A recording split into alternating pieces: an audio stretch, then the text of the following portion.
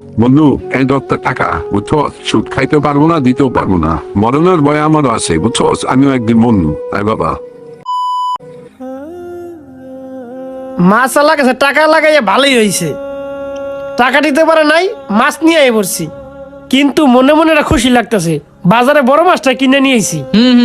চল। চাচা একটু দাঁড়ান। এ চাচা, চাচা আপনার অনেক খুঁজলাম, বাড়িতে গেছিলাম কিন্তু পাইলাম না। চাচি কইলো যে বাজারে গেছে, বাজারে গেছিলাম পাইলাম না, কিন্তু এখন রাস্তায় দেখা হয়ে গেল। কে বাবা খুঁজছো কে আমারে? চাচা আমার আব্বাই তো অনেক অসুস্থ চাচা। তোমার বাবা অসুস্থ, তোমার বাবার হসপিটাল নিয়ে যাও, আমার কাছে আইসো কে?